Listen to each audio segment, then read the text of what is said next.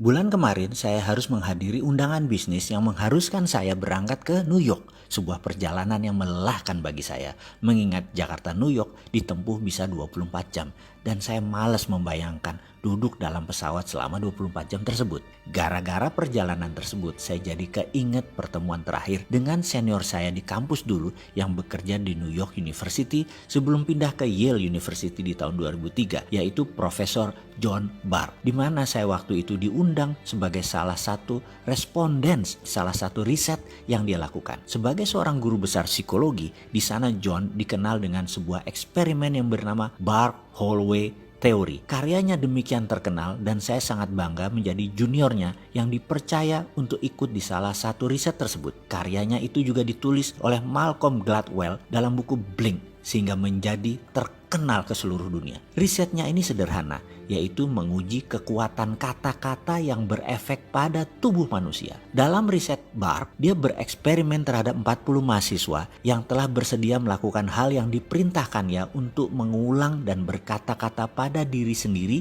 selama 30 hari. Atau kalau disederhanakan, disuruh melakukan self talk, bicara dengan diri sendiri selama 30 hari. Ke-40 mahasiswa dibagi dua kelompok, kelompok A dan kelompok B.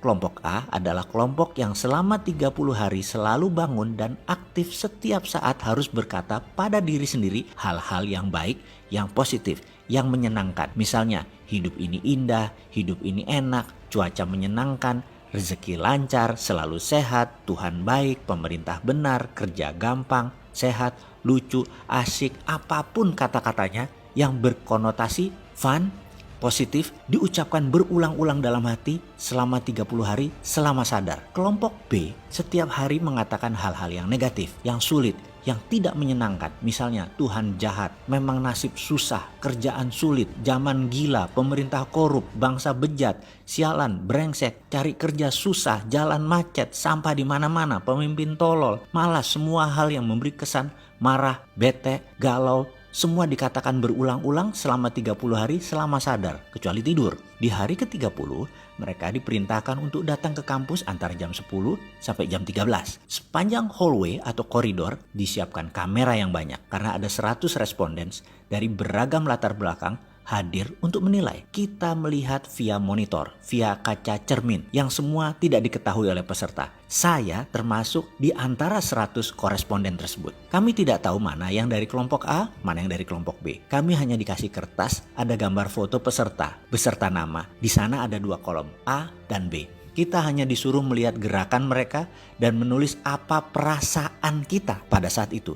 Kira-kira mereka dari kelompok A dicontreng A. Kalau dari kelompok B ya B. Sangat sederhana kan? Selama 3 jam kami berseratus menilai setiap mahasiswa yang jalan melalui koridor panjang tersebut. Setelah selesai, kertas direview, dikumpulkan dan kami lunch. Selesai lunch, 100 jawaban kami disorotkan ke layar LCD proyektor. Apa yang terjadi? Kami berseratus tepat menebak 40 peserta tersebut mana yang A dan B dengan ketepatan 95%. Kami semua kaget. Namun kalau dipikir-pikir, ekspresi atau aura atau citra diri mereka demikian jelas terbaca, ceto. Kekumuhan pancaran wajah peserta demikian jelas tergambar. Padahal ia pada saat itu menggunakan 3-piece suit yang rapih, jas 3 lapis, sangat perlente. Kesuraman terpancar walaupun dia pakaian rapih. Dan dia dari kelompok B. Di sisi lain, pancaran gloomy atau berkilau wajahnya berbinar dari salah seorang peserta walau dia hanya mengenakan jeans dan kaos oblong.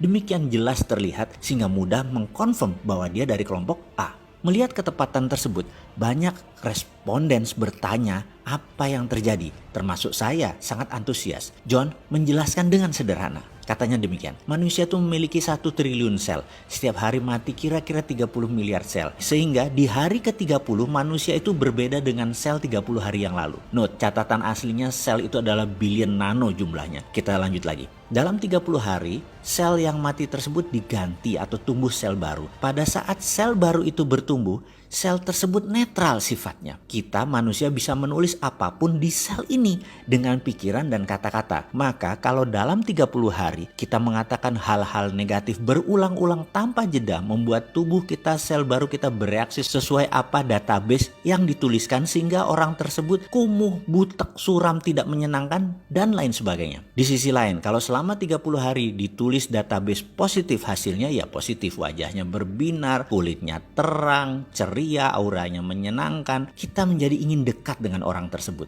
Demikian John menceritakan versi simpelnya. Lalu dalam hati saya berkata, inilah pelajaran yang saya dapat di Australia dulu, yang saya rangkum dalam video Sadar Kaya Advance. Dan inilah inti ajaran agama yang mengajarkan ini dalam agama saya, agama Islam. Berzikir, mengingat Tuhan, bahkan di bulan Ramadan. Kalau benar-benar 30 hari melakukan subconscious reprogramming seperti ini, semua orang bisa menjadi fitri, menjadi manusia baru setelahnya. Dan setiap agama punya pelajaran tentang hal ini. Bahkan di Islam lebih jelas lagi. Namun saya selaku pribadi nggak ngerti sainsnya sampai John Barth mengurai dari sisi ilmu pengetahuan seperti ini. Ya, dasar manusia seperti saya yang memang keminter, sok pinter. Apa-apa harus logika masuk dulu baru percaya. Padahal mbok percaya aja sama ajaran para nabi dan kekasih Allah. Selesai semua masalah negatif di dunia ini.